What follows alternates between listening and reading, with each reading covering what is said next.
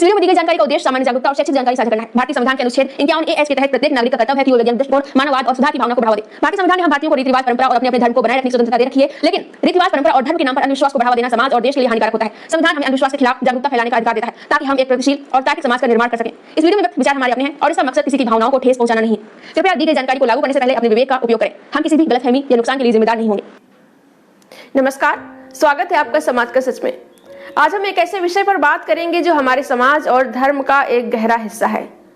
ओशो ने एक बार कहा था, जिस धर्म में पाप धोने की व्यवस्था हो वहां लोग पाप धो धोकर पाप करते हैं। ये बात सुनकर आपके दिमाग में क्या आया? क्या सचमुच लोग पाप करने के बाद उसे धोने के बहाने फिर से गलतियां करते हैं? और क्या ये पाप धोने की प्रथाएं सिर्फ अंधविश्वास है? आज के वीडियो में हम इस बात की गहराई में जाएंगे। हम देखेंगे कि हिंदू धर्म और अन्य धर्मों में पाप धोने की क्या क्या प्रथाएं हैं, लोग इनका कैसे इस्तेमाल करते हैं और क्या ये प्रथाएं हमें बेहतर इंसान बनाती हैं या फिर हमें गलत रास्ते पर ले जाती हैं।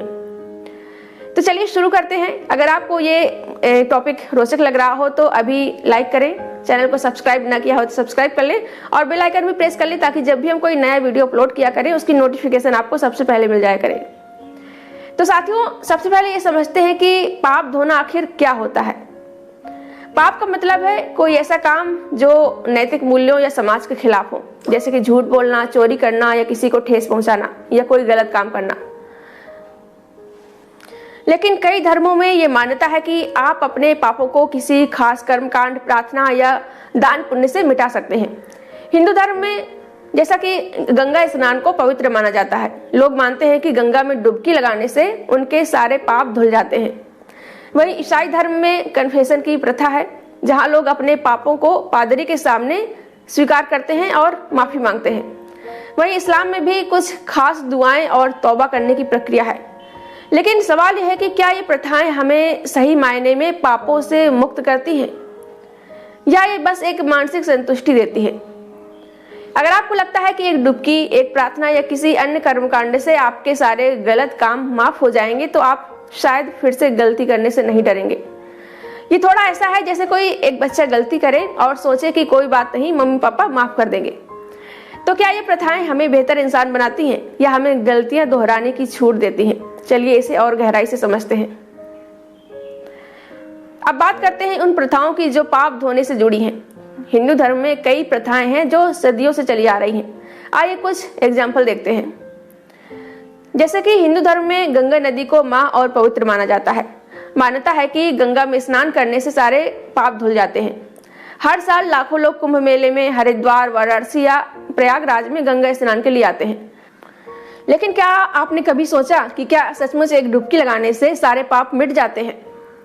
अगर कोई गंगा स्नान करने के बाद फिर से गलत काम करता है तो क्या वो स्नान बेकार नहीं गया? वहीं हिंदू धर्म में 4 धाम यात्रा, अमरनाथ यात्रा या वैष्णो देवी की यात्रा को बहुत पवित्र माना जाता है। लोग मानते हैं कि इन पवित्र स्थानों पर दर्शन करने मात्र से उनके पाप मिट जाते हैं। लेकिन कई बार लोग तीर्थ यात्रा को एक टिकट की तरह इस्तेमाल करते हैं, जैसे कि मैंने तीर्थ कर लिया, अब मेरे सारे पाप माफ हो जाएंगे। क्या ये सही है? कई बार लोग दान देकर यह यज्ञ हवन करके अपने पापों को कम करने की कोशिश करते हैं। एग्जाम्पल, जैसे कोई बड़ा व्यापारी गलत तरीके से पैसे कमाता है, फिर मंदिर में लाखों रुपए का दान दे आता है, ये सोच करके कि इससे उसके पाप मिट जाएंगे। लेकिन क्या ये दान उसकी गलत कमाई को सही ठहराता है? वही हिंदू धर्म के अलावा दूसरे धर्मों में भी ऐसी प्रथाएं हैं। ईसाई धर्म में कन्फेशन एक बड़ा उदाहरण है। लोग चर्च में अपने पापों को स्वीकार करते हैं और पादरी से माफी मांगते हैं। वहीं इस्लाम में तौबा करने की प्रक्रिया है, जहां इंसान अल्लाह से अपनी गलतियों की माफी मांगता है। सिख धर्म में भी सेवा और प्रार्थना को पापों से मुक्ति का रास्ता माना जाता है। लेकिन इन प्रथाओं का दूसरा पहलू भी है।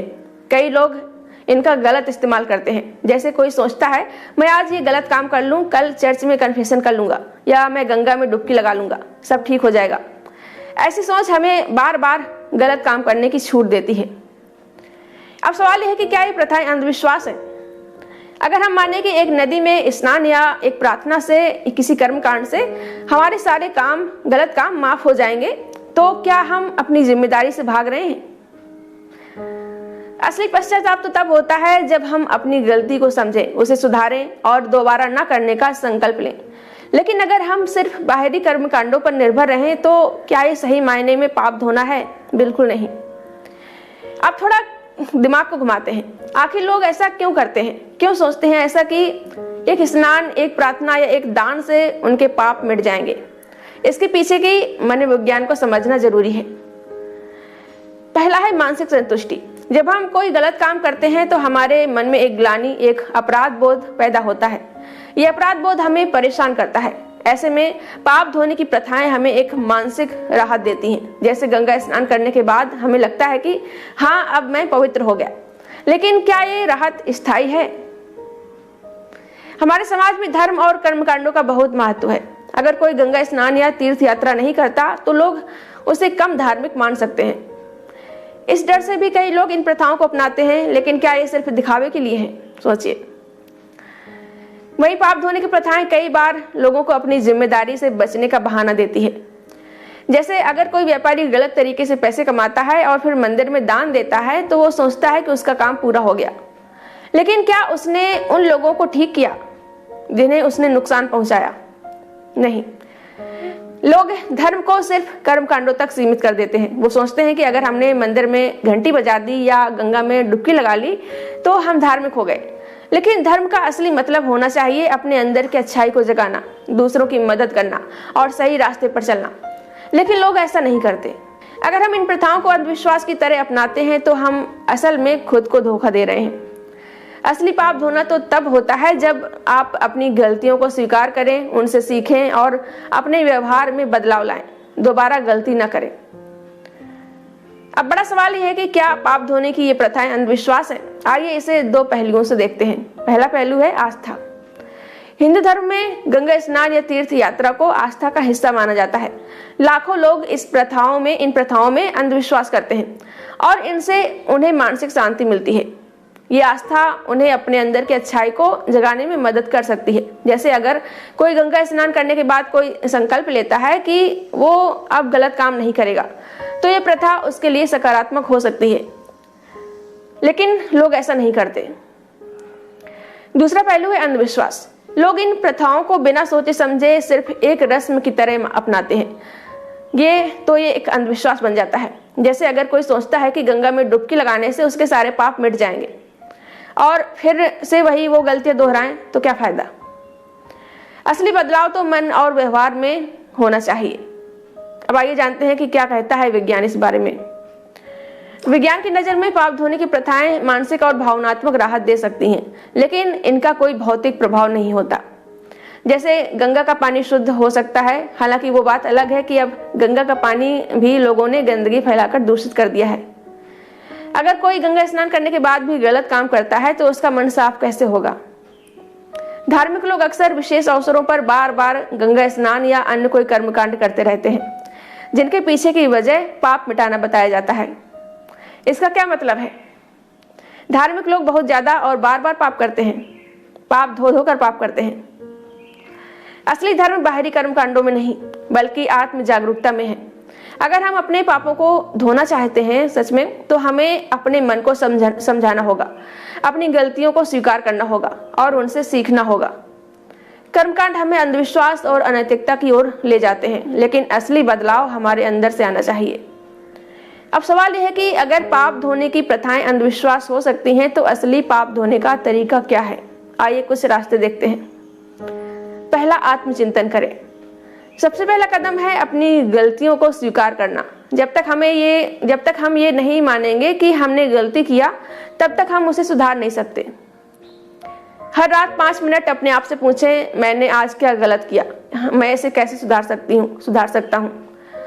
अगर हमने किसी को नुकसान पहुंचाया है धोखे से तो उसकी भरपाई करने की कोशिश करें। जैसे अगर आपने किसी से झूठ बोला तो उससे माफी मांगे और सच बोलने का संकल्प लें। दूसरों की मदद करना, दान देना या सेवा करना भी हमारे मन को साफ करता है। पाप धोने का मतलब है आप अपने व्यवहार को बदलें। अगर आप बार बार वही गलतियां दोहराते हैं तो कोई भी कर्मकांड आपको नहीं बचा सकता। असली बदलाव तब आता है जब आप अपने आप को बेहतर बनाते हैं। आत्मचिंतन अपने मन को समझने में मदद करता है। जब हम अपने विचारों और भावनाओं को समझते हैं तो हम गलत काम करने से बच सकते हैं। इंसानियत का असली मतलब है सच्चाई, प्रेम और करुणा के रास्ते पर चलना। अगर हम दूसरों के साथ अच्छा व्यवहार करें, ईमानदारी से जिएं और किसी को नुकसान ना पहुंचाएं तो हमें पाप धोने या मिटाने की जरूरत ही नहीं पड़ेगी। पाप धोने की प्रथाएं कई बार हमें गलत काम करने की छूट दे सकती हैं। तो हमने देखा कि हिंदू धर्म और अन्य धर्मों में कई ऐसी प्रथाएं हैं जिन्हें अंधविश्वास की तरह अपनाने से बचना चाहिए। असली पाप धोना तो हमारे मन और व्यवहार में बदलाव लाने से होता है। तो अगली बार जब आप गंगा स्नान करें, तीर्थ यात्रा करें या कोई कर्मकांड करें तो अपने आप से पूछें, क्या मैं सचमुच बदल रहा हूँ? क्या मैं सचमुच बदल रही हूँ? क्या मैं अपनी गलतियों से सीख रहा हूँ या सीख रही हूँ? आपके विचार क्या हैं? क्या आपको लगता है कि पाप धोने की प्रथाएं अंधविश्वास हैं या ये हमें बेहतर इंसान बनाती हैं? नीचे कमेंट करके जरूर बताएं। और अगर आपको ये वीडियो पसंद आया हो तो लाइक करें, शेयर करें और हमारे चैनल को सब्सक्राइब करें। मिलते हैं अगली वीडियो में। नमस्ते।